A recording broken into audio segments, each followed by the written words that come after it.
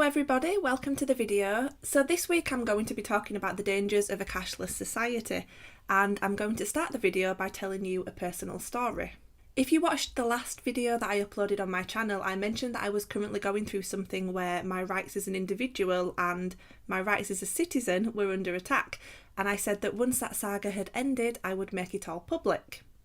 Well, now the saga has ended, and I've already spoken about what happened on Mark Collett's YouTube channel, but I also want to talk about it in this video because it's really relevant to the topic of this video. So about a month ago, I was in town in Leeds city centre and I tried to pay for my shopping on my card in a shop and my card declined. I tried it again and it declined again, and I definitely had money in my account. I'd actually checked my bank balance that morning, so I said, I'm really sorry, I'll go outside to the cash point and I'll draw some money out and then I'll come back in and pay for my shopping. So I went to the cash point and it wouldn't work. It said unable to process this transaction or something like that, and I tried another cash point just down the road and it did the same thing, it just wouldn't work. So I tried to open the banking app on my phone and it just said error and closed. So I was like, okay, obviously something's wrong with my bank account. So I went into the branch and explained what happened. And the cashier that I spoke to was like, I've never seen this before. And he kept going around the back and he was on the phone and he was talking to the manager. And I waited at the counter for about an hour. Eventually the manager called me into his office and he said, I'm going to read a statement out to you. I'm not allowed to tell you anything else. I'm only allowed to read this statement out for you. And that's it. So he read this statement out and it said something like, we have locked your bank account.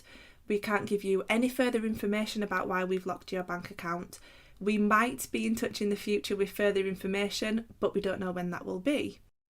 So I was like, what? Like, obviously I knew I hadn't done anything wrong and I tried to get some more information out of him, but he just wouldn't tell me anything.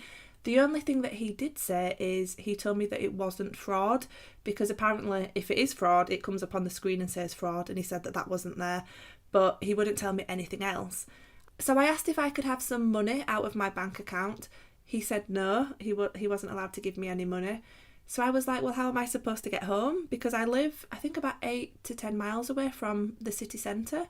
I also said, how long is this going to go on for? Because I need to access my bank account to be able to pay my bills and buy food and travel and stuff like that. And he wouldn't tell me anything. He was just like, I don't know.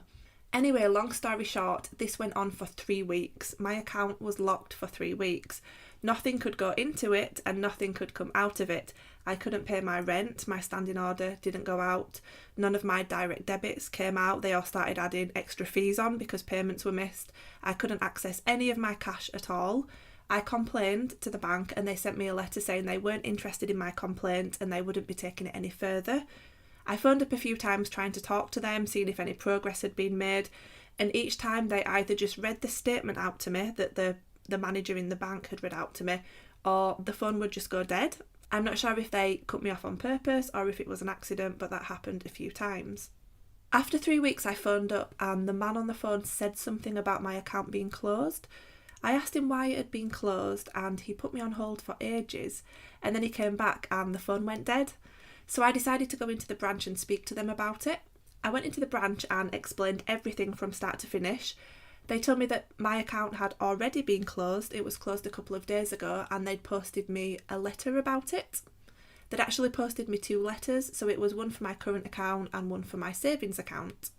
The lady in the bank told me that they'd agreed to give me the balance that was in my account, so I was like, thanks, that's nice of you, thanks for agreeing to give me my own money. And on the letter that they'd posted me, they had included a cheque for my bank balance. So again, I was like, what am I supposed to do with a cheque? I don't have a bank account anymore. But the lady in the branch was actually really helpful and she printed me off a copy of the letter that I'd been posted. And here is a picture of the print off which she printed off for me in the branch. I'll show the actual letters in a moment. So the letter says, Dear Miss Tyree, very important, we've closed your Santander account. We want to let you know that we can't offer you banking facilities anymore, so we've closed your account today.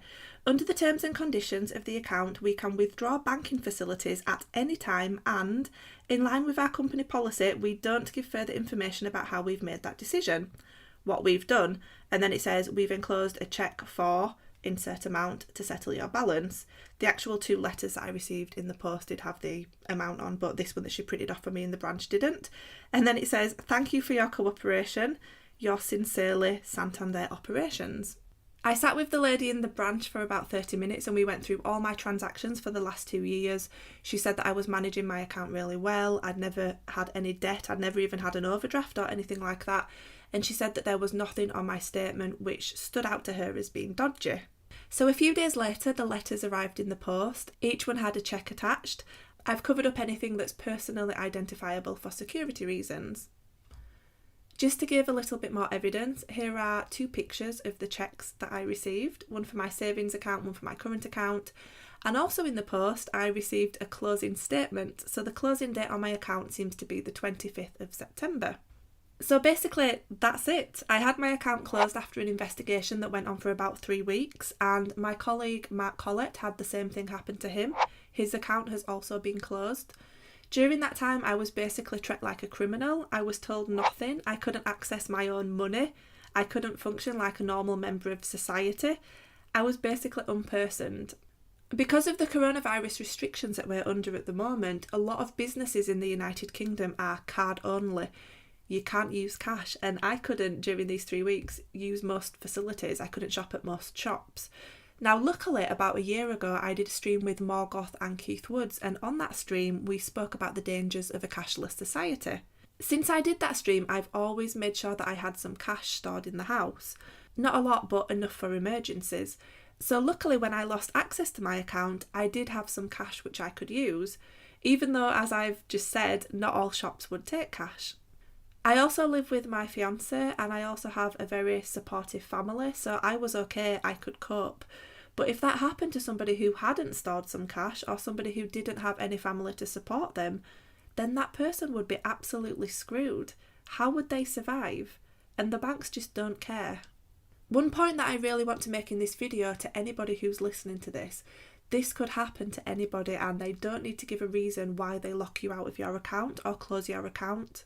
Please make sure that you take suitable measures so that if this ever happens to you, you are okay.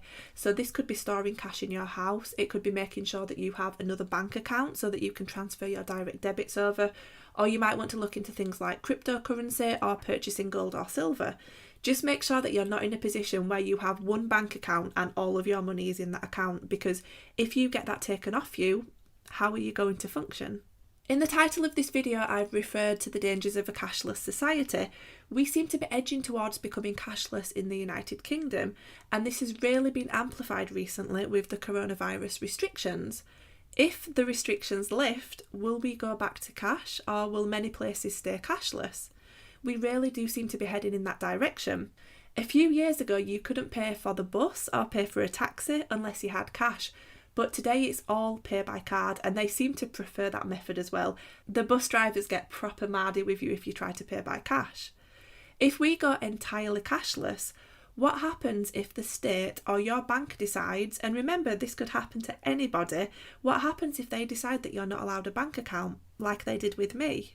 How are you going to operate as a functioning member of society in a cashless society if you're not allowed a bank account? And not only does the government or the banks have the power to control what you're able to do, but if we do go cashless, then they also have the power to monitor everything that you do, where you go, what you spend, what you buy, etc., etc. I think this is absolutely terrifying. And you might be thinking, well, Laura, you're a far-right extremist. That won't happen to the majority of people. Well, don't you think that's even worse? What if this scares regular people from speaking up about the things that I talk about on this channel? And that's the reason why I made this video, really, because I want more and more people to speak out, but I also want those people to be prepared for what could happen to them. I'm not the first person that this has happened to. I was speaking to Lana Lochte from Red Ice and she told me that she'd had a few bank accounts closed down. I know that Brittany and Martin Sellner have been through the same thing as well. Obviously Mark went through it at the same time as me, so I think this is something that we can expect to see more and more of in the future. And I don't know what the solution is, apart from starting our own bank and also supporting each other when we go through something like this, especially people who don't have a family to help them out. I want to finish by saying that Mark and I have spoken to a solicitor and we have a plan. We can't make it public just yet because our enemies watch these videos, but we will make it public as soon as we can. And it might work, it might not work, we don't know, but we'll let you know either way. And just to confirm, none of this deters either of us from doing the work that we do.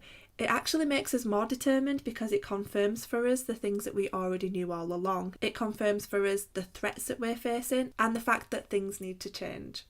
I'll leave it there for now. Look after yourselves and I'll see you again next Sunday. Bye bye.